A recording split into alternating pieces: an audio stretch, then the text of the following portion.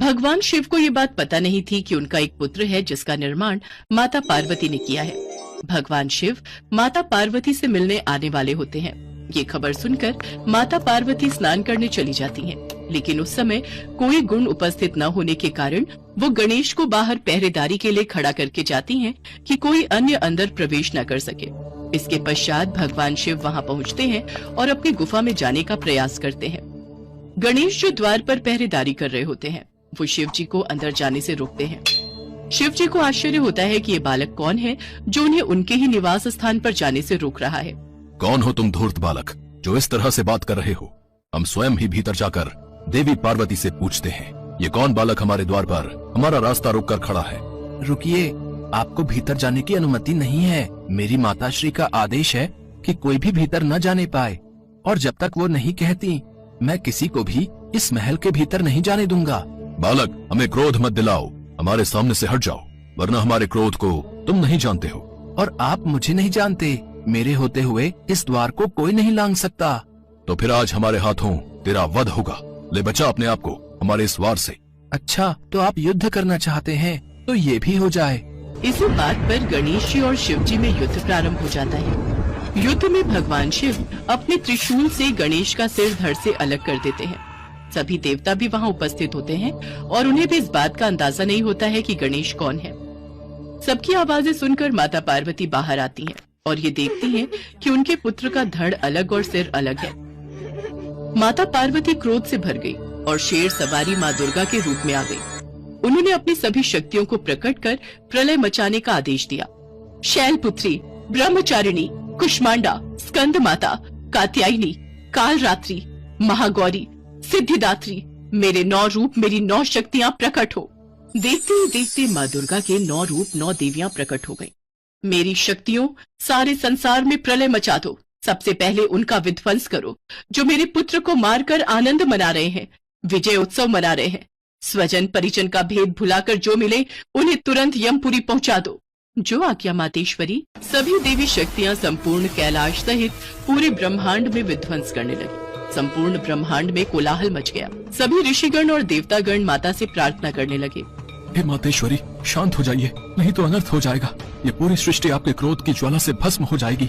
जब तक मेरा पुत्र जीवित नहीं हो जाता तब तक चारों ओर ऐसी ही तबाही मची रहेगी।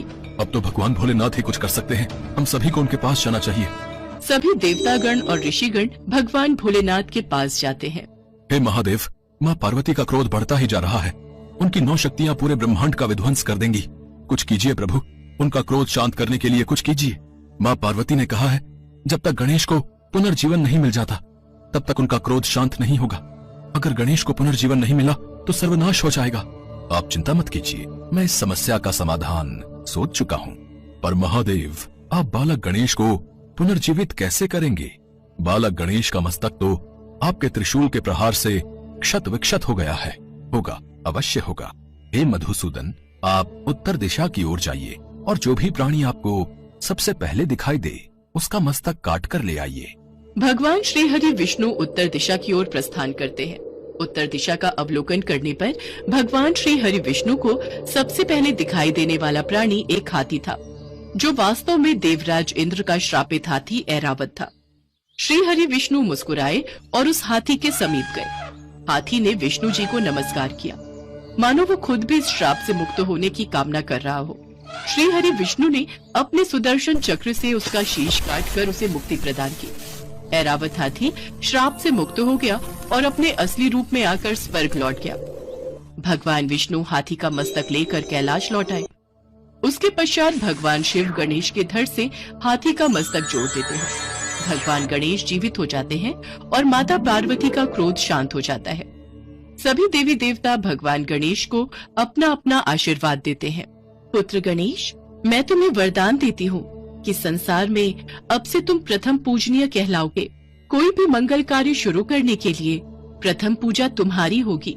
श्री गणेश के प्रथम पूजन के बिना कोई भी मंगल कार्य, पूजा पाठ, जप तप, व्रत, धर्म आदि का फल प्राप्त नहीं होगा।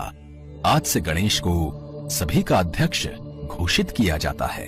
प्रथम पूज्य होने के कारण आज से तुम मेरे सभी गणों के भी अध्यक्ष बनोगे। मेरा आशीर्वाद है, संसार में कोई भी तुम्हारा सामना नहीं कर सकेगा। और फिर सभी देवी देवता बालक गणेश को अपना अपना आशीर्वाद देते हैं।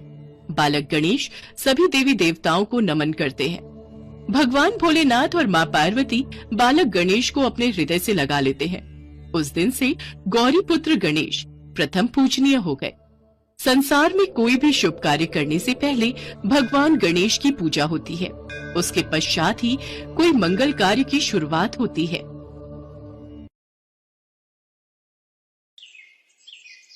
पुराणों में प्रचलित कथा के अनुसार एक बार भगवान शिव और देवी पार्वती घूमते हुए काशी चले गए। वहाँ भगवान शिव अपना मुंह पूर्व दिशा की ओर करके बैठे थे। तभी पीछे से देवी पार्वती वहाँ आती हैं और अपने हाथों से भगवान शिव के नेत्रों को बंद कर देती हैं। उनके ऐसा करने से समस्त जगत में अंधकार छा जाता है। जगत को बचाने के लिए भगवान शिव अपनी तीसरी आंख खोल देते हैं। उनकी तीसरी आंख खुलने पर जगत में फिर से रोशनी हो जाती है।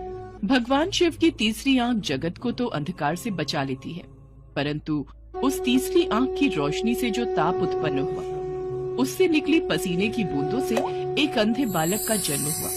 उस बालक का मुख बहुत बड़ा और भयानक था। बालक को देखकर देवी पार्वती घबरा गई। प्रभु, ये बालक कौन है? ये कहाँ से उत्पन्न हुआ?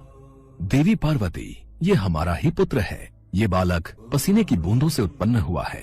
आपने अकस्मात ही मेरे नेत्रों को बंद कर दिया, इसलिए सृष्टि की रक्षा के लिए मैंने अपने तीसरे नेत्र को खोल दिया, जिस कारण रोशनी के ताप से पसीने की बूंदें धरती पर गिर गईं और इस बालक का जन्म हुआ।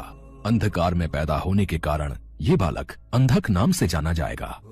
कुछ समय बाद हिरण्याक्ष नाम के असुर ने पुत्र पाने के लिए भगवान शिव की घोर तपस्या की। शिव जी उसकी तपस्या से प्रसन्न होकर उसके समक्ष प्रकट हुए और उससे वरदान मांगने के लिए कहा। तब हिरण्याक्ष बोला, भगवान, मुझे एक पुत्र की कामना है, कृपया मुझे पुत्र प्राप्ति का वरदान दें। हे हिरण्याक्ष, तुम्हारे भाग्य में संतान सुख नहीं है, पर मैं तुम्हें अपने अंश से जन्मे हुए पुत्र अंधक को वरदान के रूप में तुम्हें देता हूँ। आगे चलकर तुम्हारा ये पुत्र महापराक्रमी और महाबलशाली होगा। हे शिव शंकर, आपके अंश से जन्मे पुत्र को पाकर मैं धन्य हो गया। ये कहकर भगवान शिव ने अंधक को हिरण्याक्ष के हाथों में दे दिया।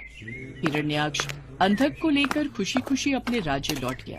तभी देवासुर संग्राम छिड़ गया और भगवान विष्णु द्वारा हिरण्याक्ष मारा गया। हिरण्याक्ष का बड़ा भाई हिरण्यकशिपु छिपकर भाग निकला।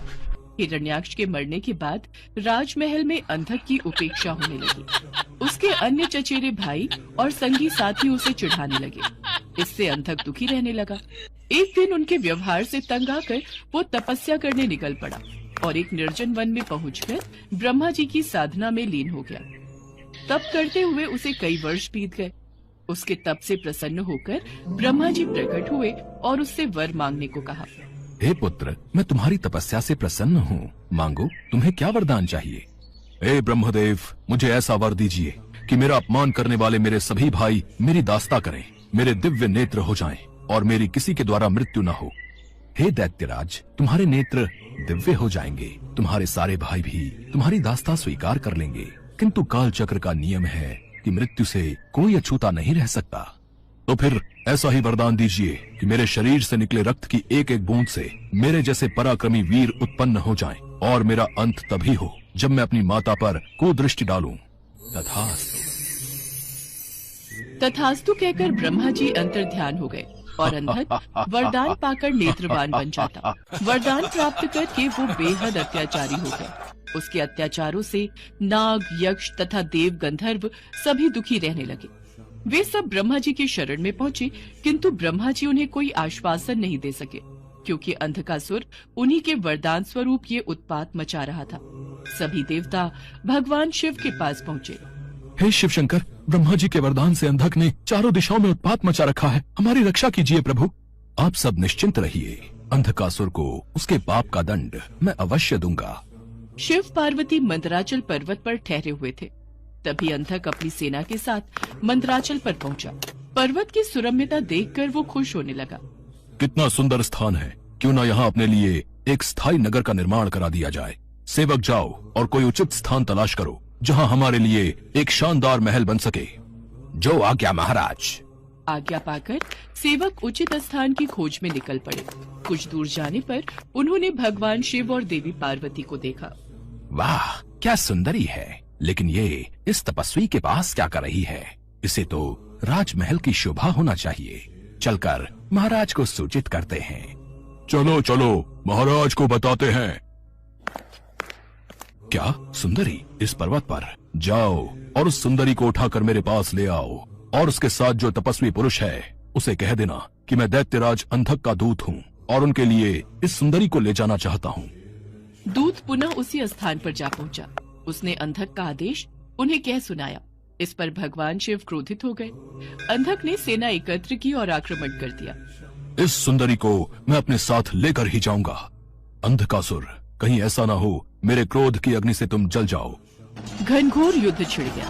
भगवान शिव त्रिशूल से प्रहार करते रहे, किंतु उनका हर प्रयत्न विफल हो रहा था। जैसे ही अंधक का कोई अंग घायल होता, उससे रक्त निकलता और उस रक्त से उस जैसे ही अनेक दैत्य पैदा हो जाते थे।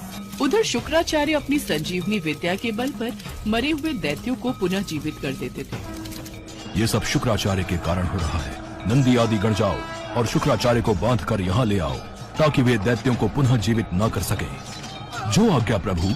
कुछ समय पश्चात सभी शिवगण शुक्राचार्य को बांध कर ले आए और उन्हें शिव के सम्मुख खड़ा कर दिया। शिव जी ने शुक्राचार्य को अपने उदर में ले लिया और अंधक को त्रिशूल के ऊपर टांग दिया। वो त्रिशूल पर टंगा टंगा ही शिव का जाप करता हुआ अपनी भूल का प्रायश्चित करने लगा। अंधकासुर जान चुका था कि माता पार्वती उसकी माता है। भगवान, मुझे क्षमा करें, मुझसे बहुत बड़ा अपराध हो गया था। मैंने माता पार्वती पर कुदृष्टि डाली। माते, मुझे क्षमा कर दीजिए। अब से मैं आपकी सेवा में रहूंगा और कभी भी अपने अंदर दैत्य भाव को जागृत न होने दूंगा, न ही देव विरोधी कार्य करूंगा। प्रभु, मैं चाहता हूँ कि मुझे दिव्य दृष्टि प्राप्त हो जाए। आज से मैं हर समय आपकी सेवा में दास की तरह उपस्थित रहूं। मेरे समस्त विकार धुल जाएं। प्रभु, अंधक को क्षमा कर दीजिए, क्योंकि जब ये उत्पन्न हुआ था उस समय अंधकार था। उसी अंधकार की भांति इसका मन भी अंधकारवश ऐसा हो गया। अब पश्चाताप के आंसुओं से इसका मन स्वच्छ और निर्मल हो गया है। देवी पार्वती, अंधकासुर की भांति गुरु शुक्राचार्य भी मेरे उदर में क्षमा याचना कर रहे हैं। हे शिव शंकर, हे भोलेनाथ, मेरा अपराध क्षमा कीजिए। मुझे अपने उदर से बाहर निकालिए प्रभु, मुझे क्षमा कीजिए। ओम नमः शिवाय, ओम नमः शिवाय, ओम नमः शिवाय। अंधकासुर और गुरु शुक्राचार्य की विनती करने पर भगवान भोलेनाथ उन दोनों को क्षमा कर देते हैं। गुरु शुक्राचार्य भगवान भोलेनाथ के उदर से बाहर आ जाते हैं।